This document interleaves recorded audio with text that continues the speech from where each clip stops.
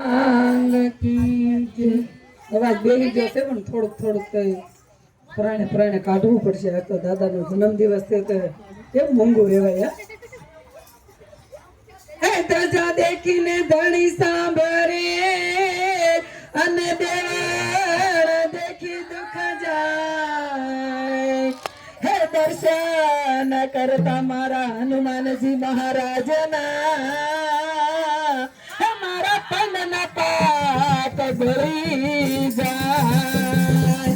હે દર્શન કરતા મારા હનુમાનજી મહારાજના મારા પંડના પાપ ભળી જાય. તો કે કળિયુગની અંદર જાગતા દેવ હોય ને તો એક હનુમાનજી મહારાજ અને રામાપીર અને મેલડીમાં આ ત્રણ ને ક્યારેય રીઝવવા ન પડે.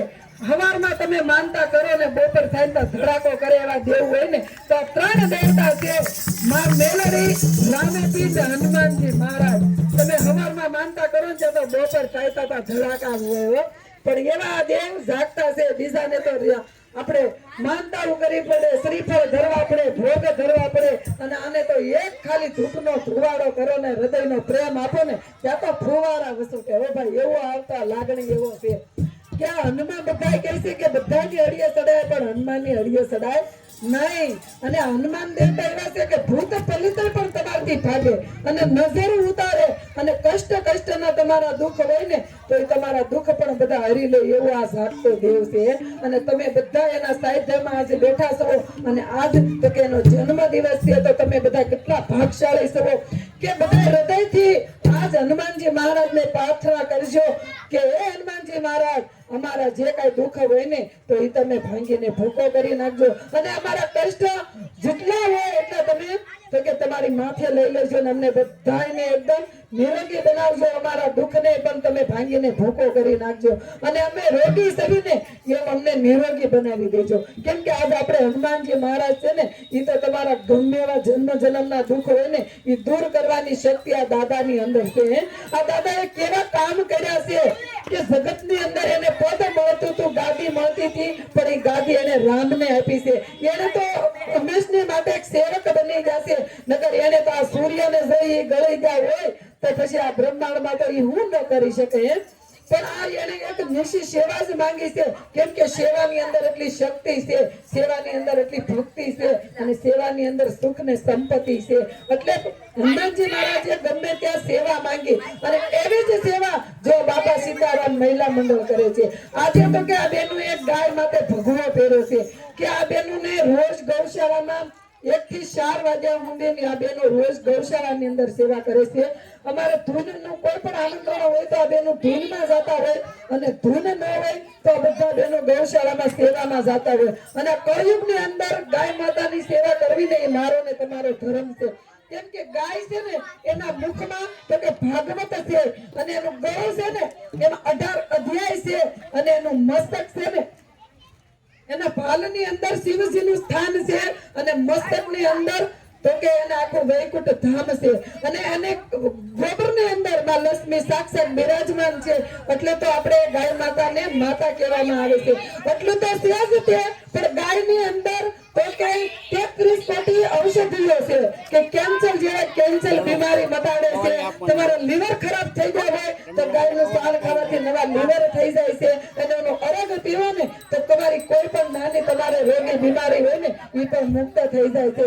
ગાય માતાને પર્સ ખાલી થઈ જાય ને ભૂલમાંથી તો તમારે જ્યારે વેતરણી નદી ટપ્પાની હોય ને તો આ કાંઠેથી ઓલા કાંઠે ગાય માતા તમને પાર ઉતારે છે. તો ગાય માતાની સેવા કરવામાં કેટલું તમને પુણ્ય મળતું છે. તમારે કોઈ પણ પિતૃ મોક્ષ પામે તો આખું કુટુંબ ભેગું થાવ ને તે ગાયને પૂછડે પાણી રેડો ને તે એને મોક્ષ મળતો હોય.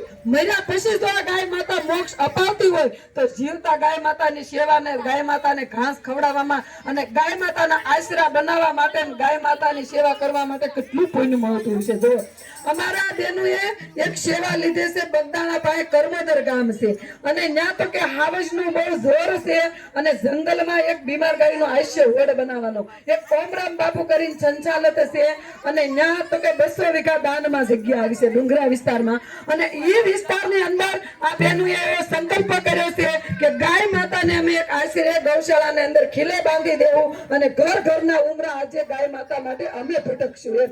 તો આ બેનોને કોઈ પણ ગમે નાથી ફોન આવે ને તો આ બેનો બધા ઘર કામ મૂકીને 3 કલાક સમયનું દાન આપે છે. આ બેનોને 1 રૂપિયો કોઈની ફી નથી. આ બેનો તેનું સમયનું દાન કરવા નીકળી ગયા છે, કેમ કે તમને ભગવાને જો ધન રાશિ આપી છે તો તમે ધન રાશિ આપીને તમારા જીવનને આ સેવામાં નિમિત્ત બનાવશો. અને આ બેનો પાસે સમય છે તો આ બેનો સમયનું દાન દઈ અને ગાય માતાને જો રૂપિયા જો પણ જે સેવક જ નથી તો એ રૂપિયા શું કામના છે. તો ભગવાને આ બધાય ઉભા કર્યા છે, સેવકય બનાવ્યા છે અને ધનવાનય બનાવ્યા છે, કે તમે ધન રાશિ આપશો તો જ આ બેનું સેવા કરી શકશે. તમારી પાસે જો ધન કમાવશો એટલે તમારી પાસે સેવા કરવાનો સમય નથી. આ બેનો પાસે સેવા કરવાનો સમય છે તો એની પાસે ધન કમાવાનો સમય નથી, કેમ કે ભાઈ સેવા કરવા જતા હોય એટલે ધન કમાઈ શકે નહીં. પણ આ બેનોને એટલી ખબર પડે છે કે આપણે આ મનુષ્ય દેહ આપ્યો છે. જોજો કોઈ આત્માની કિંમત નથી, કિંમત હોય ને તો આ અમૂલ્ય દેહ ભગવાને આપ્યો છે ને એની કિંમત છે. એટલે તો ભગવાને આપણે મનુષ્ય દેહ આપ્યો છે અને ભગવાન પાસે જેટલો ખજાનો હતો ને એટલો માનવ ને જ આપ્યો છે. એની પાસે શક્તિ હતી, જ્ઞાન હતું, બુદ્ધિ હતી, સુખ હતું, સંપત્તિ હતું, આ બધી કોબેટી એની પાસે હતી ને એ બધાના માલિક તમને બનાવ્યા છે અને તમને આપ્યું છે. એટલે તો આ મનુષ્ય દેહની કિંમત છે. જોજો આયા કોઈ કૂતરું કે બિલાડી મરી ગઈ હોય ને તો એની નનામી ક્યાંય નીકળશે ના, એનું ક્યાંય પાણી ઢોળ થશે ના, એને 108 આવીને અને કોઈ પણ દવાખાને સારવાર થશે નહીં. પણ આગળ એની જગ્યાએ માણા પડી ગયો હોય ને તો 100 માણા ભેગા થઈ જાય અને એની નનામી નીકળે, એનું પાણી ઢોળ થાય, બધું જ એનું થાય. નકર જીવ તો એનામાં હતો ને આપણામાં હતો.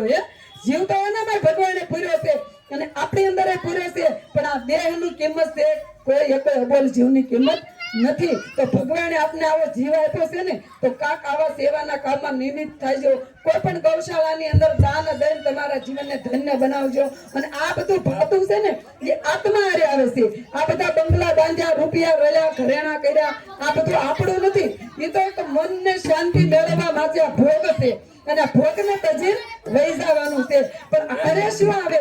આત્માની હારે તો ખાલી કર્મ જ આવે છે. આપણો જીવ જાય ને એટલે તમે જે કાંઈ પુણ્યદાન કર્યું હોય, સેવા કરી હોય, કોઈ ગૌશાળા બંધાવી હોય, પરબ બંધાવ્યા હોય, અન્નછત્ર બંધાવ્યા હોય, વસ્ત્ર દાન કર્યું હોય, કેડિયારો કર્યું હોય, કબૂતરને સૈને નાખી હોય, આ બધું તો કે આત્મતાનું ભાતું છે. જે આત્મા હારે જાય છે અને અહીંયા જે કાંઈ દુનિયામાં તમે આ દુનિયામાં બંગલા રસાવ્યા, રૂપિયા રસાવ્યા, તમે મોટી ગાડીઓ કરી, ભણી ગણીને ડોક્ટર થઈ ગયા, પણ એકવાર આ દેહ પૂરો થાય ને એટલે બધું ના સમાપ્ત થઈ જાય. કેમ કે બીજી ઠેકાણે જન્મ લે ને ના બંગલા કામમાં ન આવે, ના મોટર કામમાં ન આવે, અને ના તમે ભણી ગણીને ડોક્ટર થયા હોય તો ના ઈ પણ કઈ કામમાં આવે નહીં. ના તો તમારે નવેસરથી પાછું ઊભું કરવું પડે. પણ કર્મ લઈ જાય છો તો ઓટોમેટિક તમારું ઊભું થઈ જાય, કેમ કે આત્મા હારે કર્મ જાય છે અને આ બધું તો કર્મ અહીંયા મૂકીને જ જવાનું છે. એટલે આ બેનું એ હાથમાં લગામ લીધી છે અને શરીર છે ને શક્તિ છે અને શક્તિ કરો ને એવું દુનિયામાં કોઈથી ન થાય. જો આ શક્તિ આ સૃષ્ટિનું સર્જન કરવા વાળી હોય ને તો એક શક્તિ છે અને ભગવાને જો કળશ મૂક્યો હોય તો શક્તિ ઉપર મૂક્યો છે. કેમ કે પુરુષ તો ખાલી શક્તિ છે અને સ્ત્રી તો સહન શક્તિ છે. એટલે તો ભગવાને બધા લગામ કે આપણા હાથમાં આપ્યા છે. પણ ઘરે આ બેનો ઘરે ઘરે કેમ હજી એની શક્તિ સૂતી છે કે ડરથી, કેમ કે દુનિયાથી ડરે છે એટલે બેનો જાગૃત નથી. પણ હું તો એમ તો ઘરે ઘરે બેનો જાગૃત થઈ જાય ને તો આપણો દેશ હજી છે ને એ કરતા આગળ નીકળી જાય. પણ ઘરે ઘરે બેનોને જાગૃત થવું પડે કે આ ભૂવામાં 5 વાગ્યા સુધી ઉતાર્યો ને એટલે આખી જિંદગી પૂરી થઈ જાય, એમાં આપણું કલ્યાણ થાય નહીં. પણ જાગવું પડે અને બીજા આજુબાજુ વાળાને જગાડવા પડે તો આપણો દેશ આગળ થાય. નકર હોવામાં આખી જિંદગી પૂરી થઈ જાય.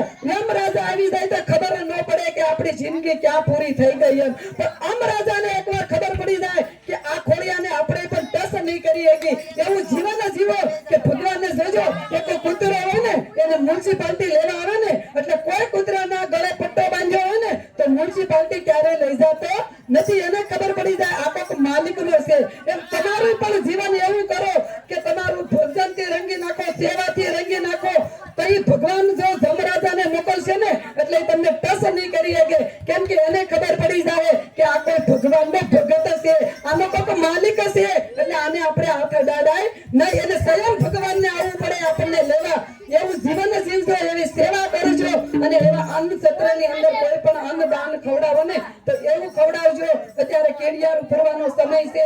બેનું કોઈ બહાર ન જઈએ તો તમારા આંગણામાં 5 કેડી હોય ને એને કેડિયારું ફરીને તમારા જીવનને ધન્ય બનાવજો. કેવા સેવાના નિમિત્તે તમારું કાર્ય કરતા ને એવા કામ કરજો. દુનિયામાં કાંઈ હારે લઈ જવાનું નથી. ખાલી આ નામ છે ને એ મૂકીને જવાનું છે. પણ કામથી દુનિયા તમને યાદ કરશે, નામથી કોઈ યાદ કરશે નહીં. નામ તો બધાયના છે પણ કામ કોઈના છે નહીં. પણ એવા કામ કરજો કે દુનિયા તમને ફરી વાર યાદ કરે. એવા કામ કરી લેજો. અને આજે અમારી સોળી ફરે ને એમાં ફૂલો હોય તો ફૂલોની પાકડી અને કર્મચારી પાસે 35 લાખનો હોડ ઉભો કરવાનો છે. એક બીમાર એક હાવસના મોઢામાંથી ગાયને સોડાવવાની છે. જોજો ખરેખર સુરતની આજુબાજુમાં બધી ગૌશાળામાં ગાયોને નીણ મળે છે, ગાયોને આશરો છે, ગાયોની સંચાલક પાસે અત્યારે બધા પાસે બેલેન્સ પડી છે. પણ કર્મોદર ગામમાં હજી પાયો ઉભો થાય છે અને ત્યાં 10,000 ગાયો રહે ને એવું બીમાર ગાયોના આયુષ્ય હોડ ઉભા કરવી છે. અને ત્યાં કેમ કે આપણે દેશમાંથી અહીંયા વિયાવ્યા છીએ એટલે આપણી ત્યાં ગાયો બધી રઝળતી થઈ ગઈ. આપણે મૂકીને વિયાવ્યા છીએ તો એ ગાયોની કેવી ત્યારે પોઝિશન છે, એક્સિડન્ટ થાય છે, હાવસ જેવો અત્યારે મારીને ખાઈ જાય છે અને એ એનો જીવ બચારો ખોટી દમ પામે છે એ ગાયો. તો એ ગાયોને આપણે આતડી ઠારવીને આપણી ફરજ છે માનવ દેહની. તો અમે અહીંયા બેઠા એ લોકો જો અહીંયા ધૂન સુરતમાં સત્સંગ કરતી કરીને એક રૂપિયો બેનો પાસે ઉઘરાવી ને બીમાર ગાયોનો આયુષ્ય હોડ ઉભો કરવી છે.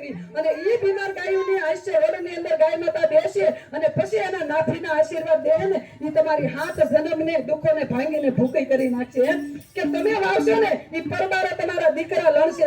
જજો વાવો ને એ ઉગે ને એને દુનિયાની તાકાત કોઈ ન ભૂગે. પણ વાવવું પડે.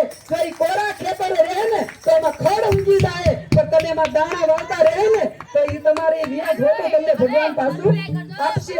તો અમારી થાળી ફરે ને એમાં ફૂલ નહીં તો ફૂલની પાકડી. અમે તો એક ઈંટના 500 રૂપિયા મૂંઝા છે કે આપણે એકલા એક આખો હોડ ઉભો ન કરી શકીએ. અમે ન કરી શકીએ અને તમે ન કરી શકી. પણ એક બેનું જાય એક ઈંટનું દાન કરે ને તો ગાય માતાને એક ઠાંફલી ઊભી થઈ જાય. આપણે તો ભગવાને ઘણું આપ્યું છે અને એ આપ્યું છે કોને? કાર્ય ઠાકરે આપ્યું છે. આપણે આવ્યા ને તો આ કઈ લઈને નથી આવ્યા અને જે જાવું ને તો આ બધું લઈને નથી જવાના. પણ જે આપ્યું છે ને એ કાર્ય ઠાકરના ખેતરમાં વાવીને જાયજો તો એને ખબર પડશે મેં એને આપ્યું હતું ને એને સાથે 5નો ભાગ આને કાઢીને મને પાછો આપ્યો છે. કોઈ આપણે આપે ને એટલે આપણું બધું કરી ન લેવું, એમાં એને થોડુંક વળતર પાછું આપવું. એમ તો ભગવાને તમને પ્રેમથી આપ્યું છે ને તો એને પણ પ્રેમથી ને પાછું આપજો તમે. એમ અને જે બહેનોને એક ઈંટનું દાન કરવું હોય ને એ બહેનો અહીંયા બોલાવજો. જોજો તમે ગાય માતાના આશરા માટે દાન કરશો ને એટલે વૈકુંઠમાં આપોઆપ તમારી જગ્યા થઈ જાય. એને કાળિયા ઠાકરને કહેવું જ પડશે કે તમે મારી ગાય માટે દાન આપ્યું છું ને આજે હું તમને અત્યારે ઊભું રહેવાનું દાન આપું છું, ભૂમિદાન તમને હું આપું છું. પણ આવા કાર્ય કરેલા હશે ને તો એ ભગવાનને આવું દેવાનું મન થાય. પણ તમે કોઈ દિવસ કે પુણ્યદાન કર્યું છે નહીં હોય તો ભગવાને તમારી સામું જોવાનો નથી. તમે કોઈના આહુડા લૂસશો ને તો જ તમારા આહુડા કોઈ લૂસી જાય. તમે કોઈની વેદના વાંચશો ને તો જ તમારી વેદના કોઈ વાસી છે. તમે કોઈની પૂજા કરશો ને તો જ લોકો તમારી પૂજા કરશે. પણ પેલા તો કે આપણે જ ઊભું થવું જોઈએ. આપણે સમજવું પડશે પછી 5 માણસને આપણે સમજાવી શકીએ. આપણે જ કોઈને નમતા નથી, બીજાને નમાવી દેવી એમ કોઈ નમી જાય. પણ તમે જ નમી જાવ એટલે સામેવાળા આપોઆપ નમી જવાના છે. પણ આવું જીવન કરજો કે કોઈ આપણે એક શબ્દ કહી દીધું આપણે બેને કહી દેવાય એમ નહીં. કાંઈ નહીં, એના ઓલા જન્મમાં આપણે કહેવાય ગયું છે એટલે એને આપણો હિસાબ ચીપર પૂરો કરવા માટે કીધું. જો આવું વિચારીને તમે નીકળી જાવ ને તો તમારું ભાગ્ય પણ ઉજળા થઈ જાય અને તમને પણ આનંદ આવશે. આ એક બેનને જો આ બેનનો ભાવ કેવો છે. હમણાં આ બેનો એક આયરની દીકરી છે પણ ખરેખર એને ગાય ઉપર એટલી લાગણી છે. હમણાં એ બેને 5,551 નું દાન હમણાં આપ્યું હતું બીમાર ગાયો માટે આયુષ્ય હોડ બનાવવા માટે ઉભો કરવાનો છે. એમાં એક ઈંટનું દાન આવે છે. બોલો ગો માતાની જય. જોજો ઈ બેન વાવે છે ને એટલે ઉગે છે ને આનંદ આવે છે. કોણે આપેલું છે? કાળિયા ઠાકરે. અને કાળિયો ઠાકર આપે અને પછી તમારી પરીક્ષા લે કે પછી ન આપે ને તો છેલ્લી બાજી મારી પાસે છે. લેતા તો મને આવડે. જેમ એને દેતા આવડ્યું ને એમ જ એને લેતા આવડશે. જોજો હમણાં કોરોના જો ને તો કોઈનું નથી. આ બધા તો સ્વાર્થી છે. બાકી કોરોના તો કોઈ પડખે ઊભું હતું તો એક ઈશ્વર આપણી પાસે ઊભો હોય. અને હજી એવા ખરા ખરીના ખેલ આવે જ છે. અત્યારે ઘરે બીમારી થઈ ગઈ, કેન્સર થઈ ગયા, આડઅસર આવે છે અને ત્યાંથી તમારે ગાયને ગોતવા નીકળવી હોય. કેમ કે તમને હોસ્પિટલમાં જગ્યા નહીં મળે. અત્યારે તમારે ઓક્સિજન જોતું હશે તેથી તમને ગાય પાસેથી ઓક્સિજન મળશે. ગાયના ગૌમૂત્રમાંથી તમને તમને ઈ તો આનંદ મળશે, તમારા લીવરો નવા થાય, તમને શક્તિ આપશે, ઉર્જા આપશે. ઈ આ ગાયની અંદર શક્તિ છે, આ બધું તો ઈ તમને મળશે. પણ અત્યારે તમે ખાડો તમે કર્યો હશે ને તો જ તમને મળશે, નગર તમને મળશે નહીં. એટલે આવા ખાડા ગાળજો કે ભગવાનને સામું દેવાનું મન થાય. નંદની રોજ પરિવાર કઠોદરા.